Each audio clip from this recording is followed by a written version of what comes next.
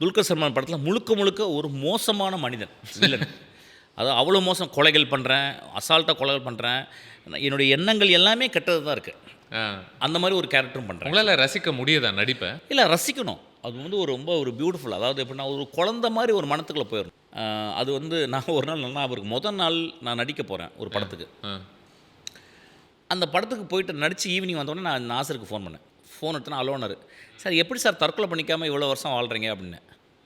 அவர் விழுந்து விழுந்து சிரிச்சார். ஏன்னா ஒரு ஜோக். ஏன்னா அன்றைக்கி அந்த அவ்வளோ பேட் எக்ஸ்பீரியன்ஸ் எனக்கு இருந்துச்சு அன்றைக்கி முதல் நாள் எனக்கு.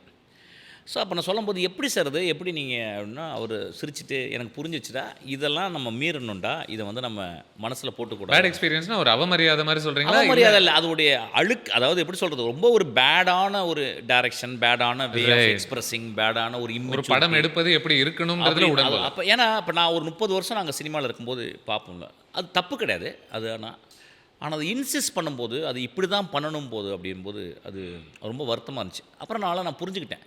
இப்போ என்ன பண்ணலான்னு கேட்டால் வந்து, இப்போ அதுக்கேற்ற மாதிரி அடாப்ட் பண்ணிக்கிட்டு கொஞ்சம் சரி ரைட்டு, ரொம்பவும் கீழே போயிடாமல் ஒரு ஒரு ஒரு ஒரு இதை வச்சு பண்ணுற மாதிரி இப்போ புரிஞ்சுக்கிட்டேன். அப்புறம் இப்போ நிறைய யங் ஸ்டூடெண்ட்ஸ், யங்காக வர்றவங்க வந்து அவங்க ரொம்ப தீவிரமாக இருக்கிறாங்க. வெற்றின்றது ரொம்ப தீவிரமாக அடையணுன்ற ஒரு பெரிய பயம் இருக்குது. அதுக்கப்புறம் அவங்களுக்கு இன்றைக்கி இருக்க காலகட்டத்தினுடைய சினிமா அவங்களுக்கு ஒரு நல்ல புரிதல் இருக்குது.